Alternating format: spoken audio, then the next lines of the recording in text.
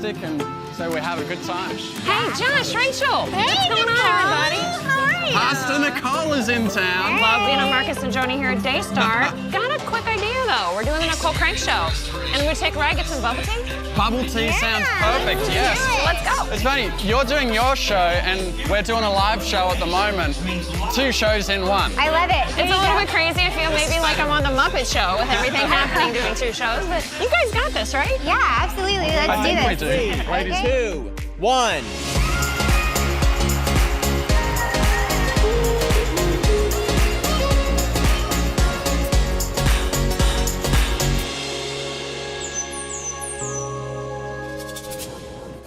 We're here today to talk about love and marriage and divorce and being single. Wow, And that sounds like a great show. So we waited to find the right girl, Yes. and you're married now, and we want to hear your love story.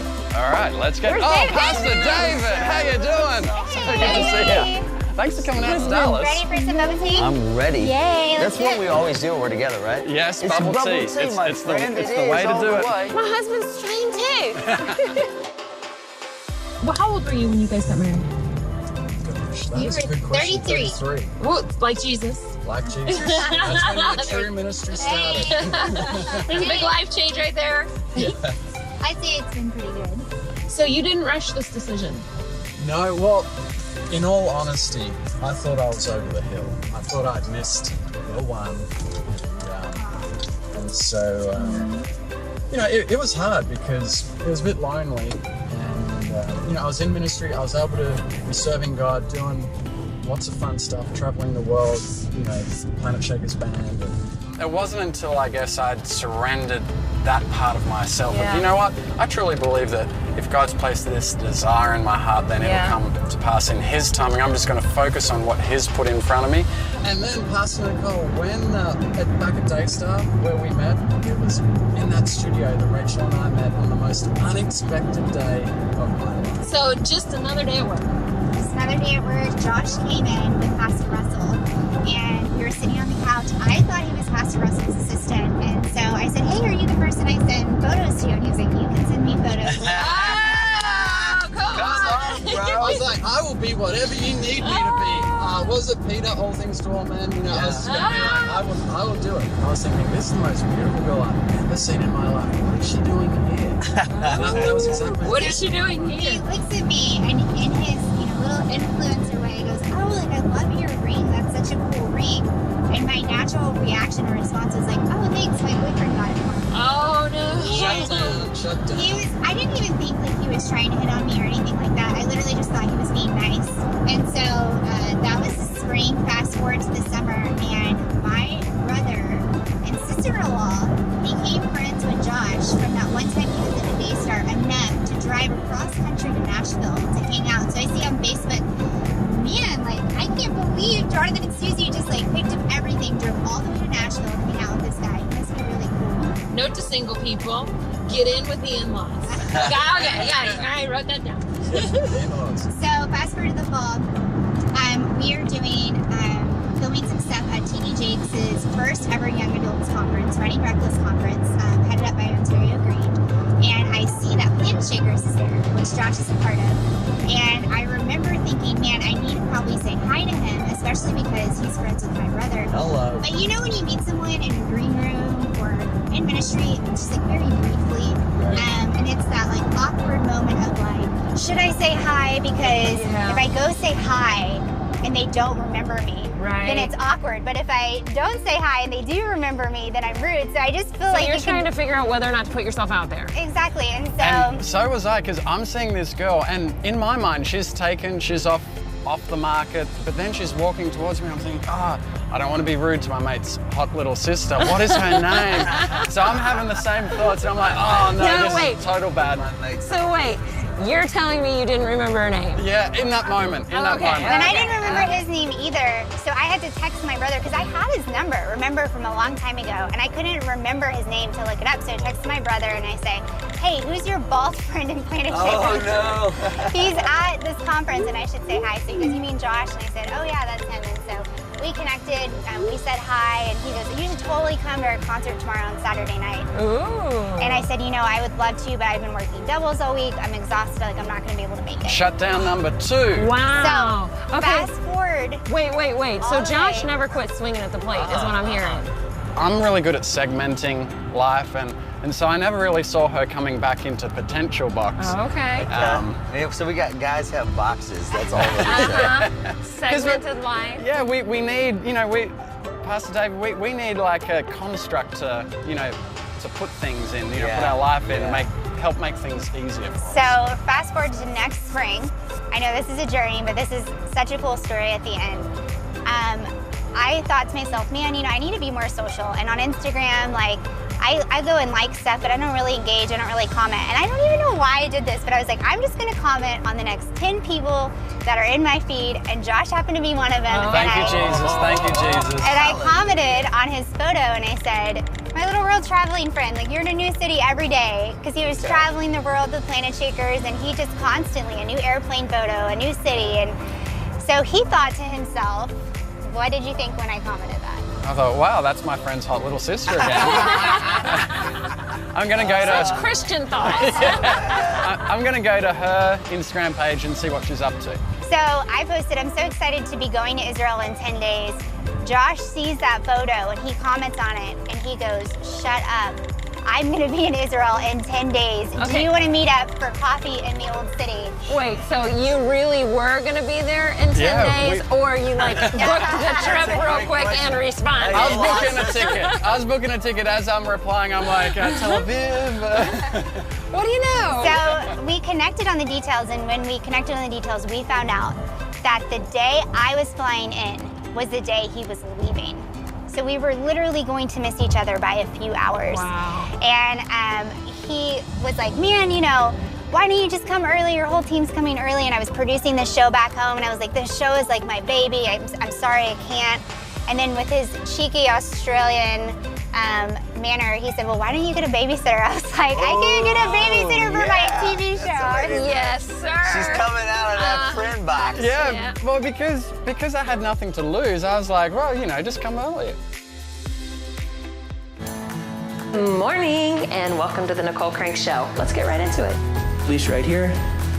Beautiful. Isn't that just how so many people get stuck? Anymore, you find yourself in some interesting situation. Okay, Nicole Crank's getting ready.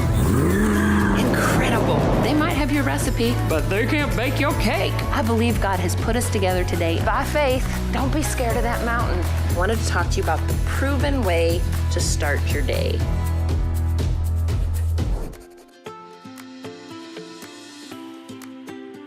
So I went to Israel, he went to Israel, we missed each other. He went on a European tour with Planet Shakers.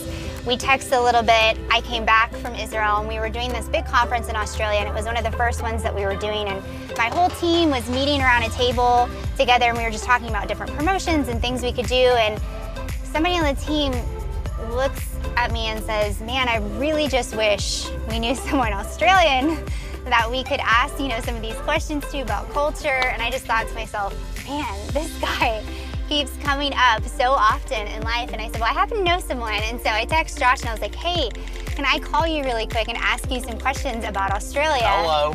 Which I'm sure he was probably like, yeah, sure, you're gonna call me. She couldn't get away from me. She just had to keep on coming back, keep on coming back. But it was really awkward, y'all, because the phone kept crackling and we couldn't hear and we kept having to repeat. And so he calls me back when he gets back from Europe. And we talked on the phone for like 4 hours that night. And I say the rest is history. But the coolest part of the story is like later on, a couple months later, it was a while, it was a journey. But we would eventually get engaged. And I did not know this part of the story until we got engaged. He tells me that the day he met me, later that night, he was at the hotel room. And this is the very first time. Remember when he complimented my ring, and I was like, oh, my boyfriend got it for me. And he went back to the hotel room and he said, I just found myself praying for you. And he just said a simple prayer. He said, Lord, I just really want to pray for this girl, and I just pray that the guy that she ends up with would just really love her and cherish her. And then he thought to himself, like, what am I doing? I don't even know this girl. This is so strange. This is weird. And kind of just like shook it off. He was praying for himself. He didn't even If know. I knew I was praying for myself, I would have prayed a lot longer, a lot more passionately, you know. When he told me that, I went to the show calendar and I looked up the day that Pastor Russell came, all that time ago, and found out that 3 days after he prayed that prayer, I finally had the courage to end the relationship that I shouldn't have been in. And I joke around with Josh and I say, man, you cursed me. And he always says, no, I blessed you. But really, it was true. And it was like so neat to see how God kept connecting us and bringing us together and taking us apart over the course of the next year and a half. And by the time me and him had that phone call, I was completely healed, whole, moved on. It had been a year and a half since that relationship. And so I just think God is so cool like that. He whenever we walk in what he has called us to do, and we start living our purpose and we start being obedient to what he said, then he'll start so intricately and detailed putting everything together. You know, I think the problem is so many times we're content with settling for the good. And God is like, I have something so great for you if you just wait. Yes. And you know, so many people are waiting, and so many times we get stuck, especially girls. Well, is this the best it's ever gonna be? Yeah. You know, is this, maybe I'll never find anyone better than this. Yeah. But if the person you're with is someone who's not treating you right, who's calling you names, who isn't supportive of your hopes and dreams, who isn't encouraging you. Or even if you're in like but not love. Yeah. I mean, because like doesn't make marriage work. Like even with David and I knew David for 5 months before we ever went on our first date. Wow. But when I met him, I definitely, because people are like, but I believe in love at first sight. Well, I didn't even have like at first sight. This really hurts my feelings. But it's not even necessarily his fault, but I had been in a relationship that had soured me. So I wasn't ready for him yet, but I think God knows when people have to warm up to an idea. So, you know, I just wanted to put that out there because I think a lot of people might have already met that special someone. It just hasn't occurred to them yet. Like it didn't occur to y'all, like it didn't occur to us. even for me to just think about, like, you know, we were half a world away. Right. Like, God knew from the very beginning that he was preparing someone so perfect for me, so intricately detailed, put together, and he was all the way across the ocean. You know, real. he had to bring us together. And so, I mean, even that isn't too much for God. First of all, for anybody who might be thinking today that every relationship's perfect, let's clear that up. It's not. We have 10 times the fellowships. So if you're like, man, they're just all so happy and they go to bubble tea and there's no there's problem. a whole nother show on fighting. There's hot water in bubble tea. But you know, the fact is we do, like Rach was just saying, do you enjoy doing life with that person?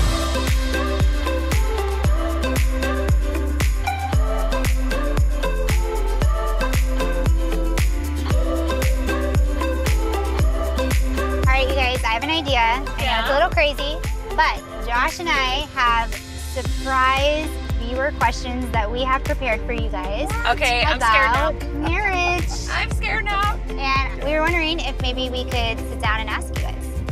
What do you think? Absolutely. I think it sounds like fun. It sounds scary.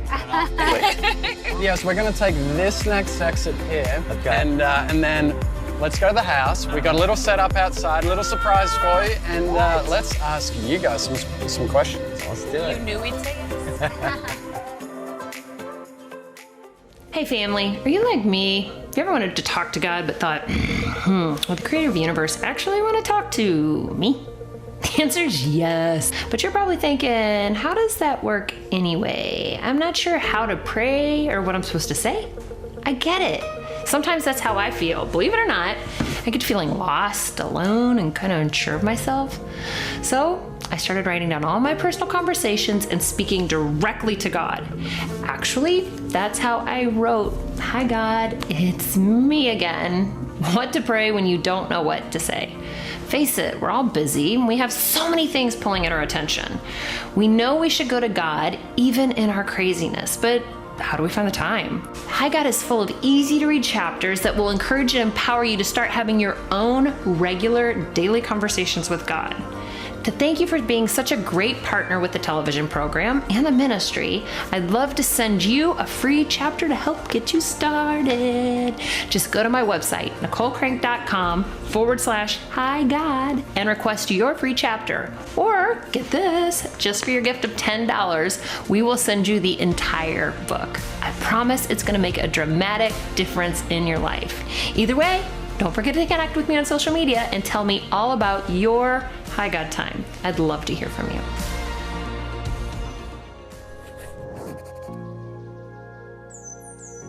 Okay, you guys heard in the car that they are surprising us with some marriage questions. Kind of scared, actually. Freaks me out. So, Rachel and Josh. Isn't this your show? How did she take over? It's a show takeover. A show takeover. So we just thought that we would do something a little fun, a little out of the box, and flip this script on David and Nicole. And so we've actually had viewers submit questions, and so I haven't even read these, so they're gonna be a surprise for me too. Okay. So this person says, in my marriage, I feel like I don't get any say in any of the major decisions. How do I approach my spouse about this? How would a guy like to hear from somebody? So this is a woman asking about her. Yep. I think that sometimes guys, two things happen. Number one, probably maybe they've not seen it modeled properly. Yeah. So nobody in the relationship is like the boss, other than, you know, what the scripture says, that there's a defining, and guys get that confused. They're like, okay, I'm the boss, when in reality, it should be two of you working together. Nicole has a great analogy of the percentage ratio there on the 49. Well, you know, it says that the wife submit yourself to your husband, but it's not like 99% guy, 1% woman. It's 51-49. But the fact of the matter is, we as wives get to choose who gets our 51. So She chose wisely. that's why you don't marry a guy. The thing I hate is when girls get married because they want a ring, or girls get married because they want a wedding. Yeah. Because you can't choose a ring or a wedding to be your 51. You have to choose that soul, that person that you trust with your life. And if you trust somebody with your life, you're gonna agree with their decisions because you love them and they love you and they're looking out for you. Okay, I got a question. It says, let's talk money and marriage. What's the number one thing you did in your marriage to position yourselves for success when dealing with the subject of money? I married a woman with money. She had a job. Come on, man. Now, I think in reality, again, it goes back to making sure that everything is grounded in the Word and just good, you know, practical information. Like so many times people go in and like, they've got he money and she money. Money that he don't know about, money that she doesn't know about. And so then again, it gets self-absorbed there. Instead of coming together in one unit and go, here's our budget, we can't budge from the budget. The financial tension is what really does destroy marriages because you're just arguing about stuff that doesn't matter. So you gotta get that money, really does matter, and you gotta get that money thing right.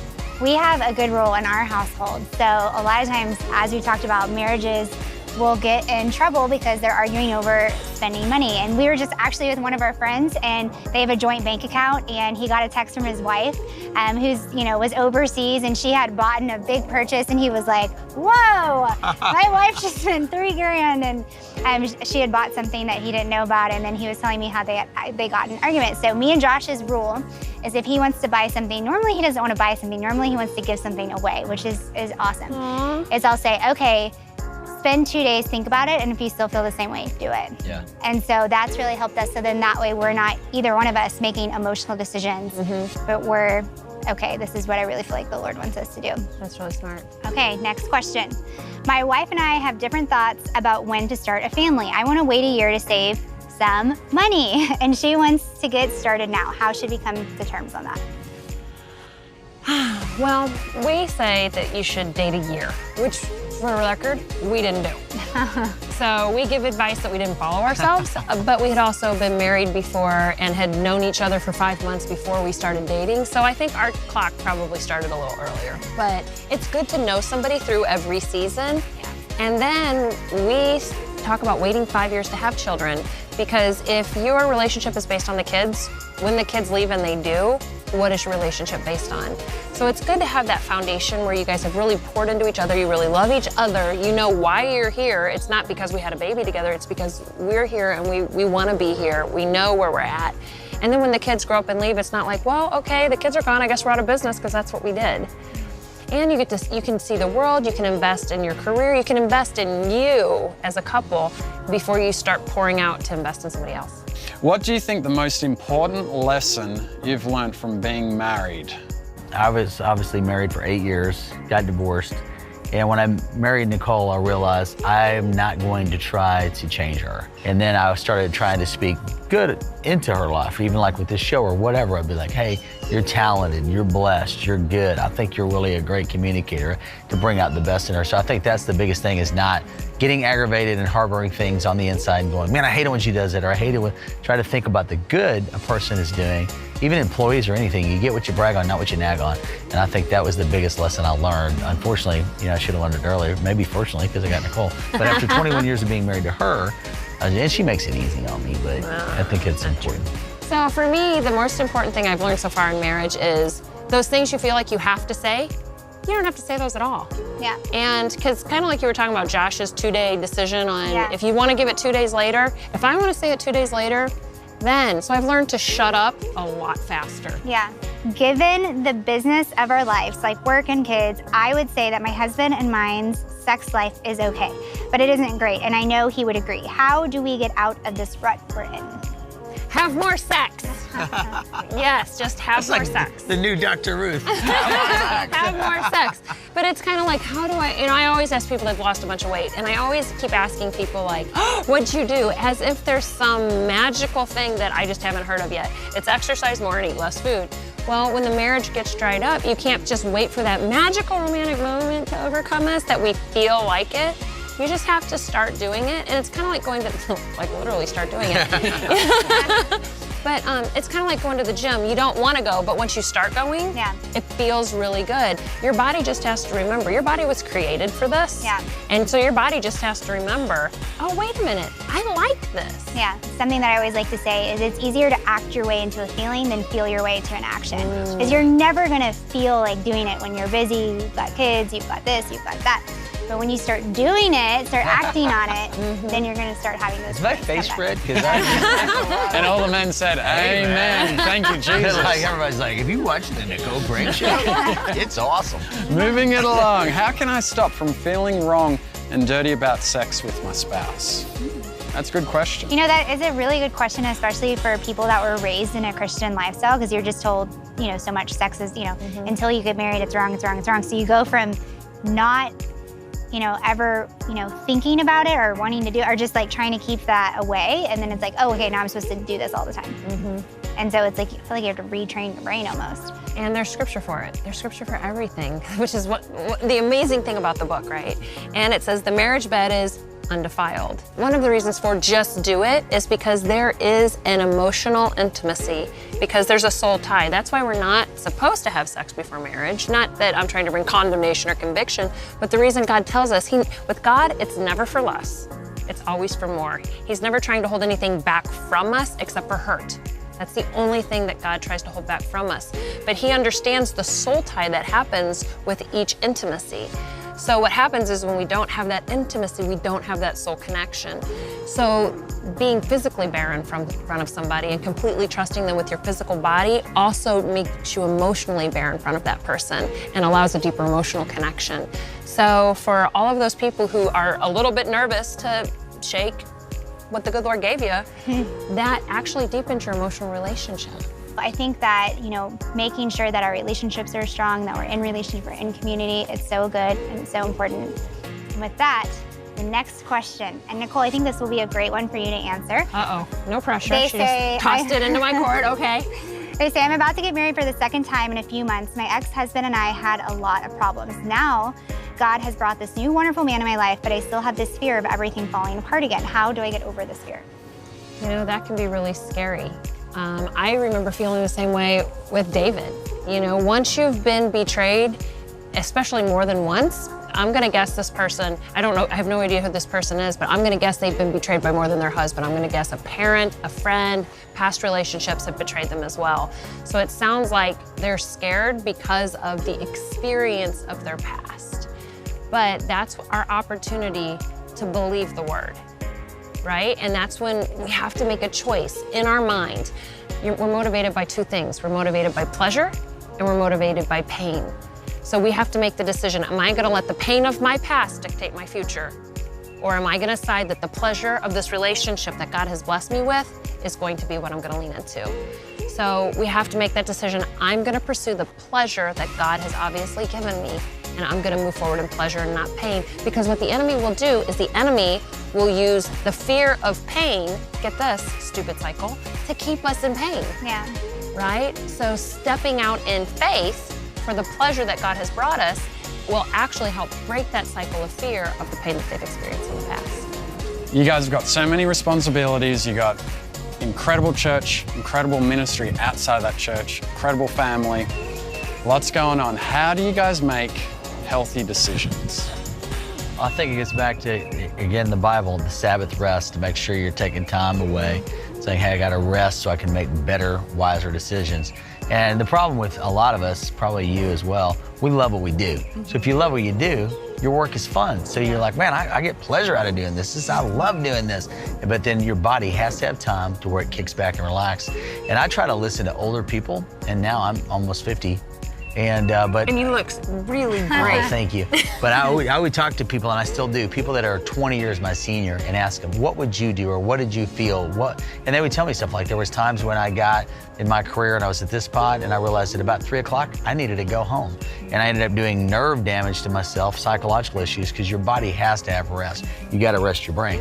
But now we're always thinking, or we get home and we're going to catch up on our email. Then again, you're in bed, screws up your sex life. Now it's a whole thing. And that's why the Bible talks about your soul. How's your soul? He said, beloved, I wish above all things that you prosper and be in health, even as your soul prospers. So right now, watching the Nicole Crank Show, your soul is prospering. You're getting information that can give you power, that can lead you to a better life. And so I was just talking to a friend who owns a major television network, it's not a religious network. And he said, I've noticed that if I'm going to do dinners out, he's a single guy, he's older now, but he said, if I'm going to do dinners out or an event out with some politicians or business people, I have to go home about 2 o'clock, put my feet up, just rest, watch some television, maybe take a nap, and then I'm good again. He's learned that rhythm, and I think that's very, very important. If you don't take some rest time, if you don't take time to come apart, you'll fall apart. Well, you know what, guys? I am so excited that Josh and Rachel flipped the script, took over the show. This is the Josh and Rachel show takeover. I don't know about that. But, we got into really helping some people. So if you were blessed today, I want you to reach out. I want you to let us know on social media. I want you to tell us, hey, I like that. That helped me. I want more of that. When you tell us what you like, we can provide more of it. How do you do that? You go to NicoleCrank.com and submit that comment and tell us all about it. Tell me on my Instagram. I'm going to be looking at my Instagram. The fact that my phone is not in my hand right now is freaking me out because I will be picking it up instantly. So I want to hear about it on Instagram. I want to hear about it on Facebook. I want to hear about it on Twitter. And if you don't do those, you can go to NicoleCrank.com and let us know. And while you're on Instagram, when you're on Facebook, those 3 little dots at the top, you turn those on. You just hit those 3 little dots, turn on notifications, and boom! We arrive in your notifications when we're live or doing something fun, which is behind the scenes. It's like Inception. It just goes deeper and deeper. Rachel and Josh, thanks for being here. We love you guys. Thanks for having us. The bubble tea was wonderful. Sensational. Ain't no party like a bubble tea party because this bubble tea party don't stop. I don't care if it's good for me or not, I just like it. Leave me, call me, no matter where I'm at. I don't know the words. Don't worry, baby. Have more sex. It doesn't have any calories? I just found out that this is 40 calories and this is like 10 calories, and I can drink this every day now. Buenos dias.